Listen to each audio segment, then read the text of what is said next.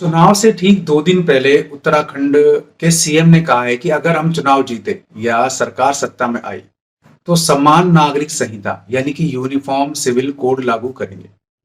अब हमारे लिए तो केवल इतनी सी बात ध्यान रखने की बात है कि ये जो यूनिफॉर्म सिविल कोड है या समान नागरिक संहिता है, ये संविधान के किस भाग में है, किस अनुच्छेद से जुड़ी हुई है, क्योंकि यही हमें रोजगार दिलाने वाला है। वादा हम करते नहीं है क्योंकि हम नेता नहीं है, लेकिन पढ़ेंगे तो नौकरी लग जाएगी और परिवार अच्छी तरीके से चल सकेगा। तो आज के वीडियो में हम बात करेंगे नीति निदेशक तत्वों के बारे में, क्योंकि सबसे पहले यही चीज क्लियर कर दूं आपको कि यूनिफॉर्म सिविल कोड या समान नागरिक संहिता नीति निदेशक तत्वों का ही एक पार्ट है और अनुच्छेद 44 से ये रिलेटेड है। अब आगे पूरा डिटेल से देख लेते हैं नीति निदेशक तत्वों के बारे में। पूरा क्लास एक बार आप देख लेना। वीडियो को लाइक और चैनल को सब्सक्राइब अभी कर लीजिए, क्योंकि थोड़ी देर आपको मेरे साथ बैठना पड़ेगा। कॉपी पेन आप ले लीजिए, लीड कान में लगा लीजिए और इसको लगातार मेरे साथ आप बने रहिए। तो स्वागत है आपका यूट्यूब चैनल कंपटीशन बॉस पर। मैं हूं आपका दोस्त नितेश। आज बात कर रहे हैं नीति निदेशक तत्वों के बारे में। तो शुरुआत से चलते हैं कि तेज बहादुर सप्रू का नाम याद रखना है आपको। तेज बहादुर सप्रू ने आयरलैंड के संविधान का अध्ययन किया और उन्होंने ही, उनकी समिति ने ही नीति निदेशक तत्व तैयार किए थे। तो नीति निदेशक तत्व तैयार किसने किए थे? तेज बहादुर सप्रू समिति ने। क्लियर है ये चीज? एकदम फंडामेंटल आपको बिल्कुल क्लियर रखना है।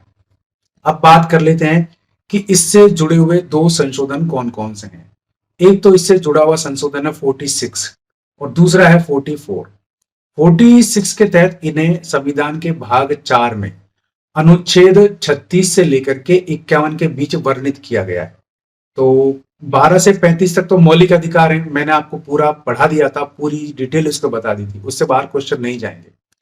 और अब यहाँ बात कर रहे हैं 36 से 51 तक। तो 36 और 7 में तो इसके फंडामेंटल डिटेल दिया हुआ है, यानी कि इसके सामान्य निर्देश दिए हुए हैं।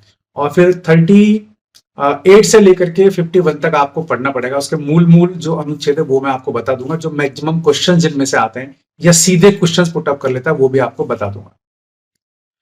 तो तेज बहादुर सप्रू समिति ने आयरलैंड के संविधान का अध्ययन किया और नीति निदेशक तत्व उन्होंने तैयार किए।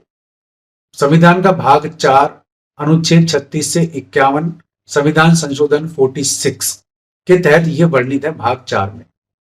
44 एक संविधान संशोधन और था, उसके तहत एक चीज और जोड़ी गई थी इसमें। वो ये थी कि व्यक्तियों और समूह के बीच समान आय, प्रतिष्ठा, अवसर आदि की असमानता के अवसरों के प्रयासों को लेकर के उसमें बात की गई है। ये है अनुच्छेद 44। तो ये नीति निदेशक तत्व हो गए, मूल इनके बारे में ये चीज हो गई। अब लोक कल्याणकारी राज्य की अवधारणा जो है वो भी हमें नीति निदेशक तत्वों में ही मिलती है। अब इनमें सबसे बड़ी कमी क्या है कि ये सरकार पर निर्भर है कि वो इन नीति निदेशक तत्वों को लागू करे या नहीं करे। और न्यायालय में हम चैलेंज नहीं कर सकते कि नीति निदेशक तत्वों का पालन नहीं हो रहा है, तो ये न्यायालय में परिवर्तनीय नहीं है और इनको चैलेंज में नहीं किया जा सकता। तो इसीलिए केटी शाह ने क्या कहा था? केटी शाह ने कहा था कि ये एक ऐसा चेक है जो बैंक की इच्छा पर निर्भर है कि वो आपको कैश करवाए या नहीं करवाए। तो कुल मिला के ये सरकार पर निर्भर है कि वो नीति निदेशक तत्वों को कितना फॉलो करती है और उनके आधार पर कितना बेनिफिट हमें देती है। अब नीति निदेशक तत्वों में मेन अनुच्छेद देख लेते हैं। तो सबसे पहले अनुच्छेद 44 की बात कर लेते हैं, समान नागरिक संहिता से जुड़ा हुआ है। अनुच्छेद 45 देख लेते हैं जो RTE यानी कि राइट टू एजुकेशन से जुड़ा हुआ है। अनुच्छेद 39 की बात कर लेते हैं जो कि लोक कल्याणकारी राज्य की अवधारणा से जुड़ा हुआ है। लोक कल्याणकारी राज्य की अवधारणा में 2 ही चीजें हैं, सवाल आ जाता है तो एग्जाम टिपिकल हो जाता है। तो उसमें एक तो आपको कानून के समक्ष समान अवसर मिलेंगे, दूसरी बात आपको निशुल्क पैरवी के लिए वकील मिलेगा, यानी कि आपको निशुल्क कानूनी सहायता प्रदान करवाई जाएगी। तो यह अनुच्छेद 39 लोक कल्याणकारी राज्य की अवधारणा। एक इसमें है अनुच्छेद 50 यानी कि 50 जो कार्यपालिका और न्यायपालिका का पृथक्करण करता है।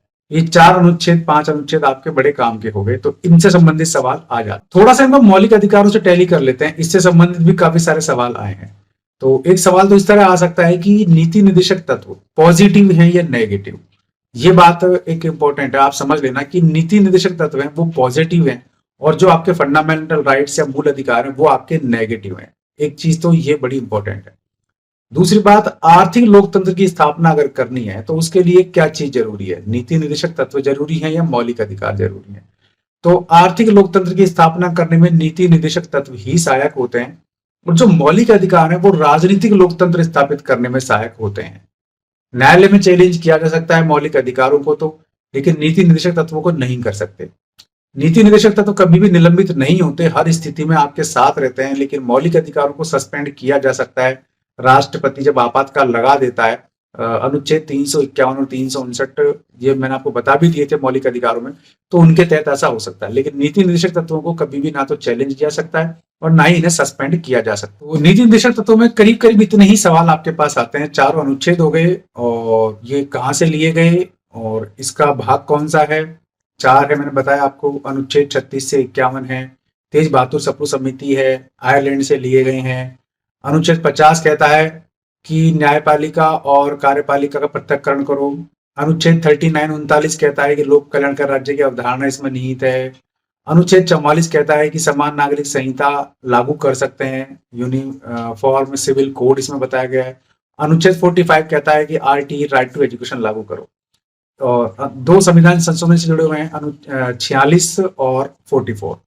46 के तहत ये वर्णित किया गया है, 44 के तहत इसमें एक और नीति निर्देशक तत्व जोड़ा गया था जिसका डिटेल मैंने आपको बता दिया। तो ये था वीडियो नीति निर्देशक तत्वों पर। पसंद आए तो लाइक और शेयर जरूर करना, चैनल पसंद आए सब्सक्राइब कर लेना, बेल आइकन दबा देंगे आप तो वीडियोस के नोटिफिकेशन आपको मिलते रहेंगे। आज के लिए इस वीडियो में बस इतना ही, ऐसे किसी यूजफुल वीडियो में फिर मिलूंगा, तब तक के लिए नमस्कार।